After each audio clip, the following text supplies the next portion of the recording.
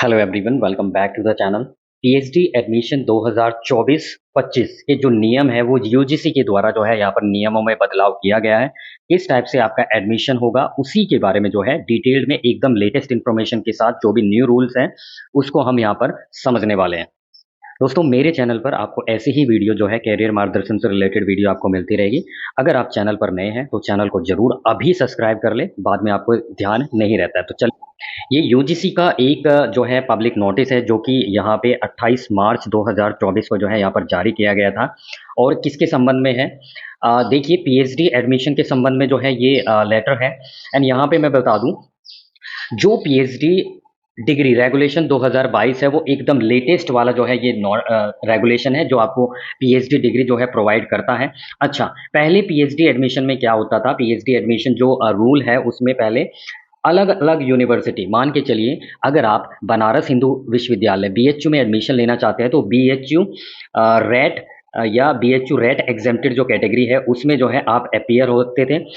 Delhi university में अगर आप एडमिशन लेना चाहते हैं, डीयू एंट्रेंस एग्जाम, जो डीयू एंट्रेंस एग्जाम है वो आपको यहाँ पर देना होता था। इसी प्रकार से अलग अलग यूनिवर्सिटी जो है अपना यहाँ पे पीएचडी एडमिशन टेस्ट, पैट या रेट रिसर्च एंट्रेंस टेस्ट या पीएचडी एंट्रेंस एग्जाम जो है वो कंडक्ट कराती थी। कोई भी सेंट्रलाइज एक ऐसा नेशनल लेवल का एग्जाम नहीं होता था जिसको कैंडिडेट जो है यहाँ पर दे दे और स्कोर कार्ड के आधार पे जो है आपको यहाँ पर एडमिशन मिल जाए।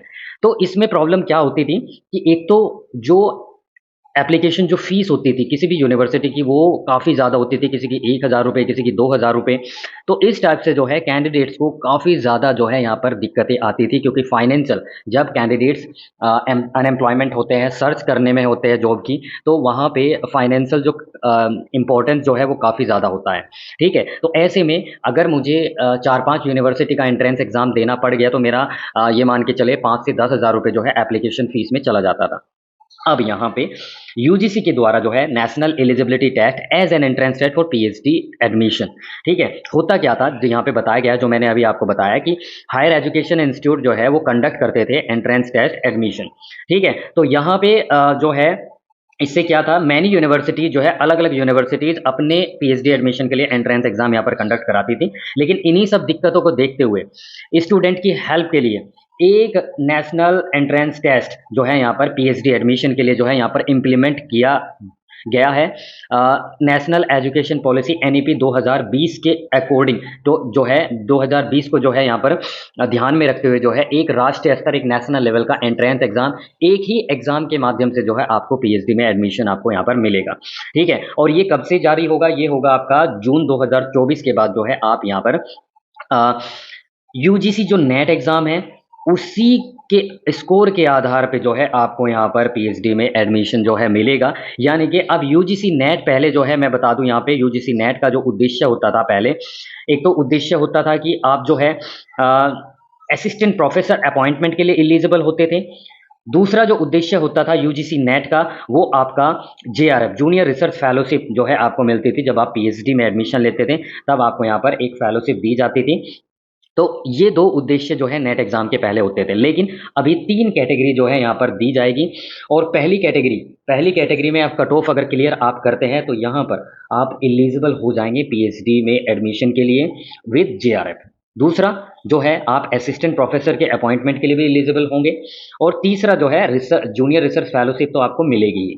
कैटेगरी 2 यानी कि कैटेगरी 1 से कम अगर आपकी कट ऑफ रहती है तो यहाँ पर जो है आप पीएचडी एडमिशन के लिए तो एलिजिबल होंगे ही, लेकिन जेआरएफ आपको नहीं मिलेगा और आप अपॉइंटमेंट असिस्टेंट प्रोफेसर के लिए एलिजिबल होंगे। कैटेगरी 3 अगर आपके और कम मार्क्स आ जाते हैं तो यहाँ पर आप पीएचडी एडमिशन के लिए जो है एलिजिबल होंगे, केवल ना जेआरएफ के लिए ना असिस्टेंट प्रोफेसर के लिए। ठीक है, इसको और डिटेल में यहाँ पर समझ लेते हैं। कैटेगरी 1 में अगर आप स्कोर कर लेते हैं तो यहाँ पे जेआरएफ भी आपको मिलेगी, असिस्टेंट प्रोफेसर के लिए भी एलिजिबल होंगे और पीएचडी एडमिशन के लिए भी एलिजिबल होंगे। कैटेगरी 2 में अगर आपका स्कोर कम आता है तो जेआरएफ आपको नहीं मिलेगी, असिस्टेंट प्रोफेसर के लिए एलिजिबल होंगे और पीएचडी एडमिशन के लिए एलिजिबल होंगे। कैटेगरी 3 में ना तो जेआरएफ मिलेगी ना असिस्टेंट प्रोफेसर के लिए एलिजिबल होंगे, केवल आपको यहाँ पर पीएचडी में आपका एडमिशन हो जाएगा। ठीक है?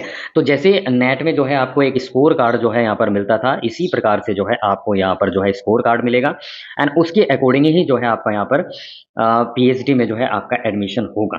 ठीक है? अब जो है, जो कैटेगरी 2 और 3 क्वालीफाई करते थे, 70% वेटेज जो है उनका टेस्ट स्कोर का होगा एंड 30% जो है इंटरव्यू के मार्क्स भी होंगे। यानी कि जो आपका पीएचडी में एडमिशन होगा, पीएचडी में जो एडमिशन होगा वो आपका नेट स्कोर प्लस आपका जो इंटरव्यू है उसके आधार पे जो है आपका यहाँ पर जो है एडमिशन होगा। ठीक है? नाउ अगर हम यहाँ पर देखें, जो ये लागू होगा वो जून 2024 के बाद से, यानी कि अब नेट एग्ज़ाम आप देंगे उसके बाद से ये जो है ये लागू हो जाएगा। और जो नेट एग्ज़ाम है, ठीक है, कैटेगरी 2 एंड 3, कैटेगरी 2 एंड 3 में अगर मैं बात करूं तो ये जो है आपका 1 साल के लिए पीएचडी एडमिशन, यानी कि मान के चलिए अगर जून 2024 का नेट एग्ज़ाम आप पास कर लेते हैं तो यहाँ पे आपको जो पीएचडी में एडमिशन की जो वैलिडिटी रहेगा वो जून 2025 तक जो है आप यहाँ पर एडमिशन ले पाएंगे, यानी कि 1 साल की कैटेगरी वैलिडिटी होगी कैटेगरी 2 एंड 3 के लिए। कैटेगरी 1 की बात करें तो जेआरएफ जो है वो उसकी एज लिमिट होती है 30 ईयर्स मैक्सिमम एज एंड यहाँ पे जो 5 ईयर्स का जो रिलैक्सेशन दिया जाता है सभी वुमेन्स कैंडिडेट्स को, एससी एसटी ओबीसी उनको जो है यहाँ पर मिलता है। ठीक है? तो कैटेगरी 2 एंड 3 में 1 साल के अंदर अंदर आपको यहाँ पर पीएचडी में एडमिशन लेना होगा। तो नाउ अब अगर हम यहाँ पर देखें तो एग्जैक्टली सो यहाँ पे अब एक सेंट्रलाइज जो है आपका यहाँ पर एंट्रेंस एग्ज़ाम जो है, जो कि यूजीसी नेट एग्ज़ाम जो है आपका होता था, नेट एग्ज़ाम आपका होता था, तो वो जो है आपका पीएचडी के लिए जो है आपका एडमिशन के लिए यूज़ होगा, जेआरएफ के लिए होगा एंड असिस्टेंट प्रोफेसर के लिए जो है आपका ये एग्ज़ाम काम आएगा, जो स्कोर कार्ड आपको मिलेगा।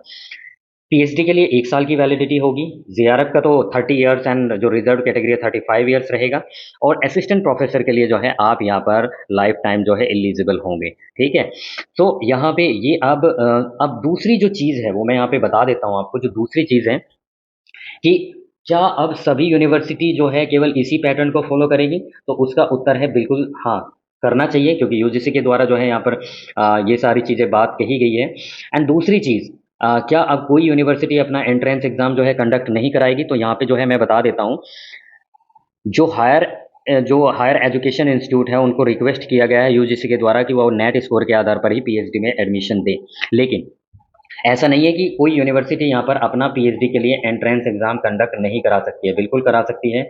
इस पे कोई भी बाउंडेशन नहीं है। अगर कोई यूनिवर्सिटी चाहती है कि भाई वो अपना पीएचडी का एंट्रेंस एग्ज़ाम कंडक्ट कराए, तो वो यूनिवर्सिटी जो है अपना यहाँ पर पीएचडी के लिए रेट या पैट या पीएचडी एंट्रेंस टेस्ट जो है वो कंडक्ट करा सकती है। ठीक है? लेकिन मैक्सिमम यूनिवर्सिटी यूजीसी जो है गाइडलाइंस है, नेट एग्ज़ाम का जो स्कोर है उसी के आधार पे जो है। अब सबसे बड़ा फ़ायदा क्या निकला है? सबसे बड़ा फ़ायदा ये है कि भाई मल्टीपल जो यूनिवर्सिटी के जो एंट्रेंस एग्ज़ाम होते थे वो हमें देने की आवश्यकता नहीं पड़ेगी।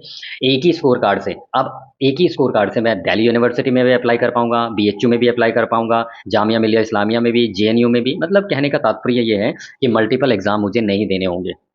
केवल एक एग्ज़ाम पर ही मुझे फ़ोकस करना होगा। यूजीसी नेट का जो एग्ज़ाम है वो मुझे काफ़ी अच्छी तरह से तैयारी करके देना होगा, ताकि मैं जेआरएफ के साथ-साथ जो है मतलब पीएचडी के साथ-साथ मैं जेआरएफ के लिए भी जो है स्कोर कर पाऊँ। ठीक है? तो यहाँ पे अब फ़ोकस केवल आपको यूजीसी नेट एग्ज़ाम या नेट एग्ज़ाम पर ही करना होगा, सो दैट अगर मेरा स्कोर अच्छा आ जाता है तो मैं कैटेगरी 1 में आ जाऊँ। और कैटेगरी 1 का फ़ायदा ये होता है कि मैं जेआरएफ के लिए भी एलिजिबल हूँ, असिस्टेंट प्रोफेसर के, और पीएचडी एंट्रेंस एग्ज़ाम भी मेरा एग्ज़ैम्प्ट हो जाएगा। ठीक है? तो चलिए, आई होप ये वीडियो आपके लिए काफ़ी हेल्पफुल रहा होगा। वीडियो अच्छी लगे वीडियो को लाइक करें, ज़्यादा से ज़्यादा शेयर करें और ऐसी ही वीडियो पाने के लिए आप चैनल को ज़रूर सब्सक्राइब कर लें। चलिए, thank you, keep watching and keep